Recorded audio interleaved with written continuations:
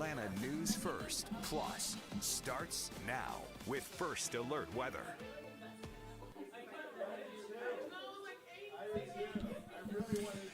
Atlanta News First Alert meteorologist J.D. Disharoon.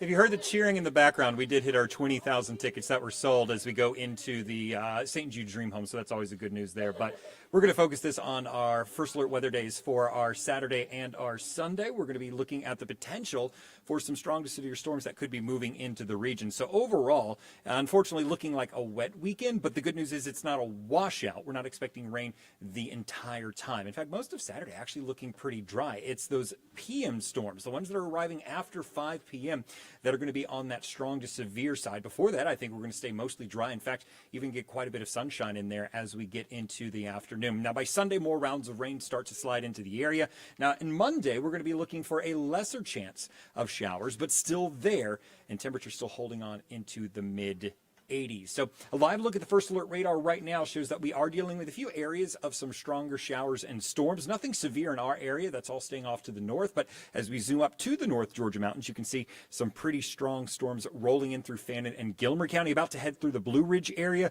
And again, while they're not severe, we could be seeing some pea-sized hail with this, particularly along the Georgia, Tennessee, North Carolina border area, and then some gusty winds, maybe up to 40 miles an hour on the leading edge of this as it rolls into Blue Ridge over the next 5 minutes or so.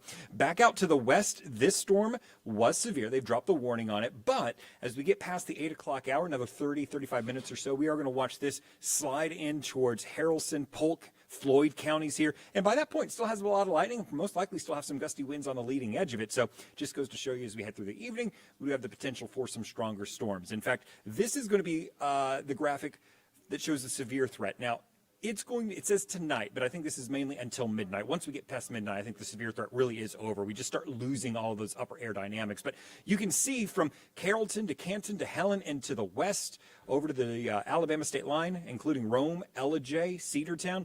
This is a level 2 risk. The main threats are going to be damaging straight line winds on the leading edge of these storms as they do develop, if they do develop, because I do want to say that there's not a guarantee that we're going to see a lot of storms, just the potential is there. And then again, as we get farther east, including the city of Atlanta, Gainesville, Athens, Griffin, Eatonton, the severe dynamics just go down. So we're not going to see as big of a threat, but it is still there. So kind of keep that in mind. We'll time that out for you coming up in just a few minutes. As for right now, though, what we are looking at is our first 90-degree day of the year. Actually not too far behind average. The average since records began is on May 31st. We're like 6 days behind that. In weather terms, that's pretty much spot on if you're within a week. So, our morning low of 70, a few degrees above 67. Overall, we're about 3 to 4 degrees above average for today.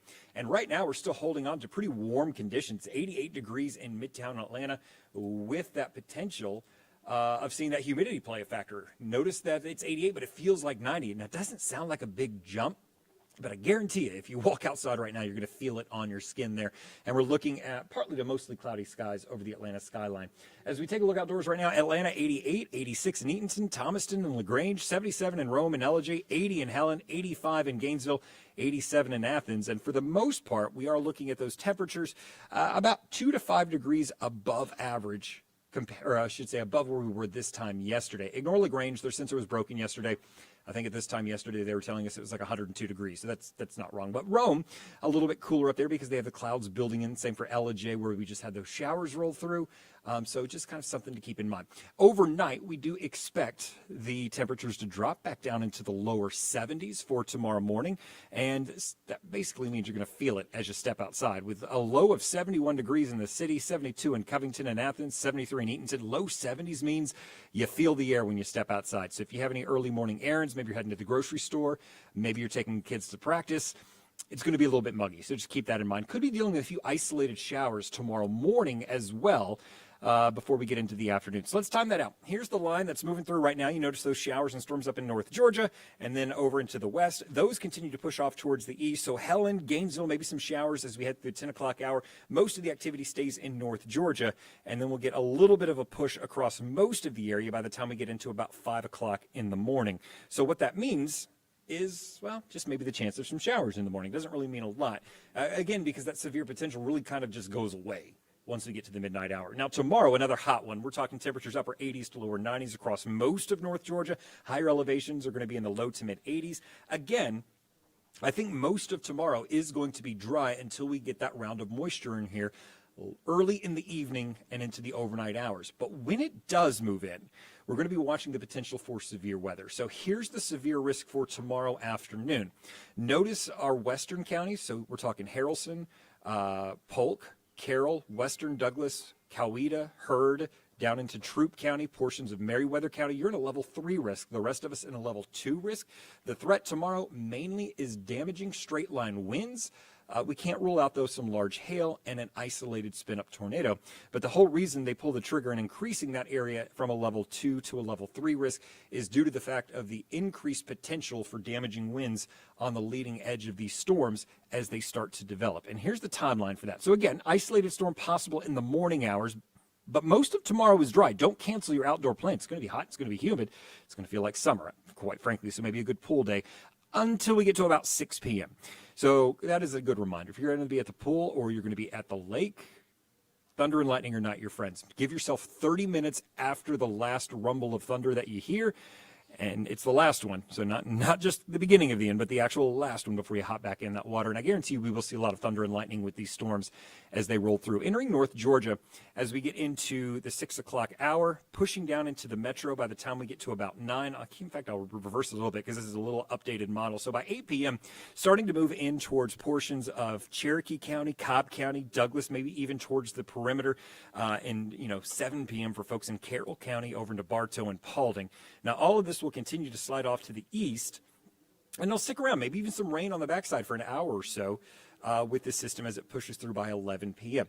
Now, the good news is, though, as it does so, we will see temperatures kind of holding steady, but also the rain threat kind of ends for a few hours at least. But I think we may have another round of some showers and storms, even as we head into Sunday, and then especially Sunday evening. So kind of another one of those days where we have plenty of time in the afternoon to enjoy it, but we will be kind of bookended with that potential for some severe weather. So overall, here's that 7-day forecast.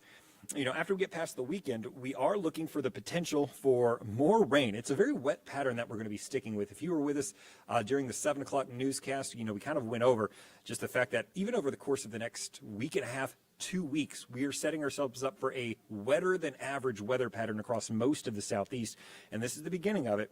40% chance of rain Monday, Tuesday, and Wednesday, maybe down to 30% for Thursday and Friday. But overall, we're going to be looking at some wet weather. So again, for tonight, up until midnight, level 2 out of 5 risk for northwest Georgia. The rest of us a level 1 risk. And that's for the potential for some showers and storms. After midnight, the severe threat goes away. And we'll be looking at maybe a few showers and storms pre-dawn, maybe at 5 a.m., strike of lightning, rumble of thunder might kind of wake you up a little bit. But I'm not thinking the severe potential for these is going to be that high. Maybe something just to make the ground wet as you walk outside for tomorrow morning. Now, tomorrow afternoon, completely different story. Again, I want to reiterate, there is the potential for some severe weather. Our western counties in that level 3 risk, the rest of us a level 2 risk. The biggest threat, and I want to emphasize, is going to be damaging straight line winds. Those can be just as damaging and even more so sometimes than a weak tornado. So just keep that in mind. Treat all warnings tomorrow, severe thunderstorm or tornado, like tornado warnings. Take your shelter, especially if you're outdoors.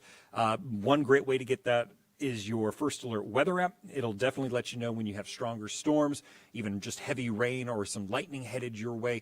And then we also recommend a weather radio that also helps to give you the forecast and also the potential for those severe warnings in your area as well. So let's time that out. Again, for those of you who are just joining us, you'll notice that by the time we get into 5 p.m. starts to move into northwest Georgia, 7 p.m. into the west metro, into the heart of the metro, 8 to 9 p.m., and then leaving us by the time we get into 11, and that will continue as we head throughout the evening to be rather dry, and then maybe another round of rain on Sunday. In fact, take a look. Morning chances of rain pretty high. We'll get a break in the afternoon and evening before more potential showers and storms return late in the day, Monday and Tuesday. Now, by the time we get to Monday and Tuesday, it's kind of more of a pop-up shower and storm threat that's going to be moving in, typical of a summertime pattern. So most of those rain chances are going to be in the PM hours and into the early evening. Once the sun sets, we'll watch a lot of that energy go away, and we'll see that kind of diminish overnight and then repeat itself the next day. By the time we get into your Wednesday, it's really more of the same. I just kind of want to pull this out to show you the temperatures we're going to look at most of next week.